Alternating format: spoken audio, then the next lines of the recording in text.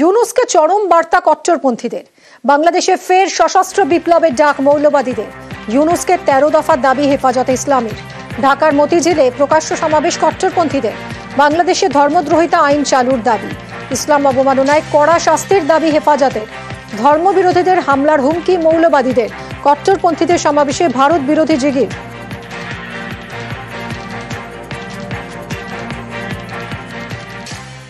অমর একুশেও বিদ্বেষের বিষ। মাতৃভাষা দিবসেও স্মৃতি ধ্বংসের মরিয়া চেষ্টা পদ্মাপাড়ে। সকালে শ্রদ্ধা সম্মানের পর রাতে কুমিল্লায় কলেজে হামলা। শহীদ বেদির 3টি স্তম্ভের মধ্যে গুড়িয়ে দেওয়া হলো 2টি মিনারি।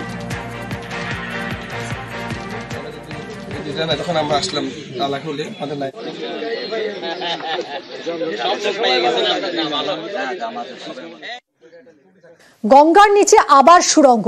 মেট্রোর পর এবার সুড়ঙ্গে পণ্যবাহী ট্রাক। নিউজ 18 বাংলায় এই সুড়ঙ্গের এক্সক্লুসিভ নকশা।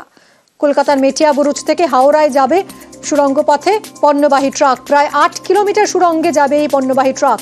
গঙ্গার নিচে সুড়ঙ্গের নকশা বন্দর কর্তৃপক্ষের। কথা বলবো আবির আমাদের প্রতিনিধির সঙ্গে। আবির, এই নকশা, এই প্ল্যানটা যদি বাস্তবায়িত হয় তাহলে যেভাবে আমরা দেখি যে সন্ধ্যের পর থেকে ট্রাকের লম্বা লাইন এবং প্রবল যানজট, সেই যানজট তো এড়ানো যাবে। এই প্ল্যানে ঠিক কি রয়েছে?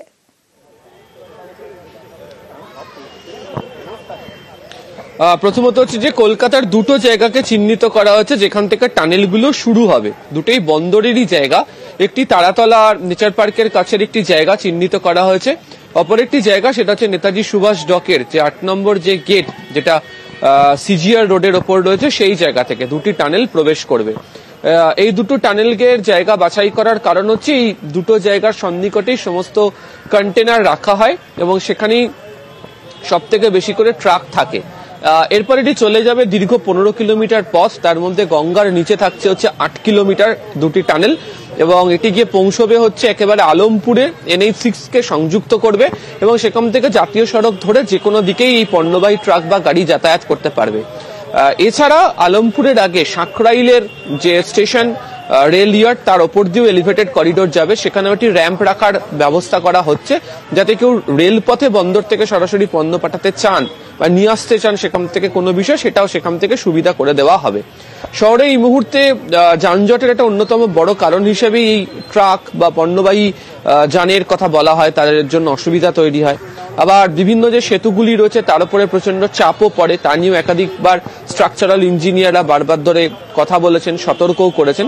তো 2022 সালের পরিকল্পনা নিয়েছিল হচ্ছে কলকাতা বন্দর কর্তৃপক্ষ, যা বর্তমানে শ্যামাপ্রসাদ মুখোপাধ্যায় বন্দর নামে পরিচিত তারা, এবং তাদের এই পরিকল্পনাকে বাস্তবায়ন করার জন্য এগিয়ে আসে হচ্ছে কেন্দ্রীয় জাহাজ মন্ত্রক এবং কেন্দ্রীয় সড়ক পরিবহন মন্ত্রক। প্রাথমিক অনুমান 11,000 কোটি টাকা খরচ করা হবে। বেশিরভাগ জায়গাতেই জমি রয়েছে হচ্ছে বন্দরের কাছে। অল্প যে জায়গাতে যে জমির প্রয়োজন তারা আশাবাদী রাজ্যের কাছ থেকে তারা পেয়ে যাবেন, তবে গোটাটাই পথ এলিভেটেড করিডোর তৈরি করে তারা নিয়ে যাবেন। দ্বিতীয়ত তারা যেটা উল্লেখ করতে চলেছেন সেটা হচ্ছে বহু সময় এই যানজটের কারণের জন্য তো ট্রাক শহরের বিভিন্ন জায়গাতে চলতে দেওয়া হয় না বা শহর থেকে বেরিয়েও যেতে দেওয়া হয় না, একটা নির্দিষ্ট সময় করে দেওয়া থাকে। তো এই টানেলের মধ্যে দিয়ে যে কোনো সময় ট্রাক যাতায়াত করতে পারবে এবং তাতে পণ্য পরিবহন অনেকটা বেশি সহজ হবে এবং যানজটটাও নিয়ন্ত্রণ করতে পারা যাবে। ইতিমধ্যেই যে নকশা যেটা দর্শকরা দেখছেন তা কার্যত তৈরি হয়ে গিয়েছে। এবার কেন্দ্রীয় জাহাজ মন্ত্রক এবং সড়ক পরিবহন মন্ত্রক তারা আলোচনা চালাচ্ছেন কবে বাস্তবায়নের কাজ এটিকে শুরু করতে পারা যায় এবং এরা এই বিষয়ে রাজ্য সরকারেরও সম্পূর্ণভাবে সহযোগিতা চাইছেন। ধন্যবাদ।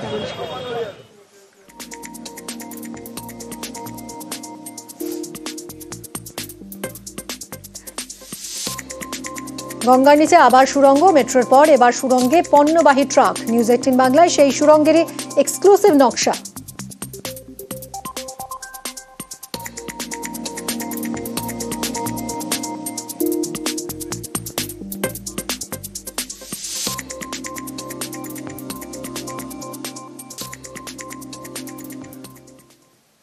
স্টেট জিএসটি থেকে রেকর্ড আয়। স্টেট জিএসটি থেকে রাজ্যের রেকর্ড আয়।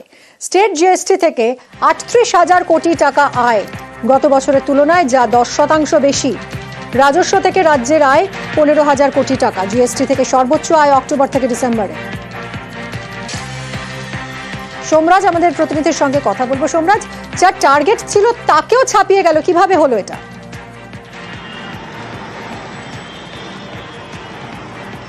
দেখো একদমই যা টার্গেট ছিল তাকে তো ছাপিয়েই গেছে, বরঞ্চ গত আর্থিক বর্ষের তুলনায় 10% বৃদ্ধির হার রয়েছে স্টেট জিএসটিতে রাজ্যের যে আয় রয়েছে, যা নিঃসন্দেহে গুরুত্বপূর্ণ রাজ্যের আর্থিক বৃদ্ধির ক্ষেত্রে।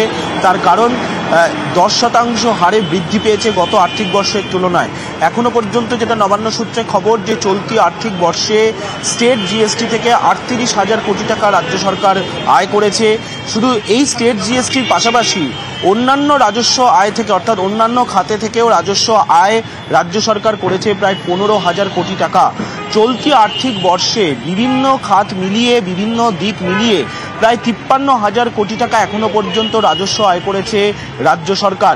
এবং যেটা অর্থ দপ্তরের আধিকারিকরা বলছেন, এই হারে বৃদ্ধির হার থাকলে স্টেট জিএসটি থেকে চলতি আর্থিক বর্ষে মার্চ মাস পর্যন্ত এর পরিমাণ, এই সংখ্যা 50,000 কোটি ছাড়িয়ে যাবে, যা নিঃসন্দেহে গত কয়েক আর্থিক বর্ষের তুলনায় যথেষ্টই গুরুত্বপূর্ণ।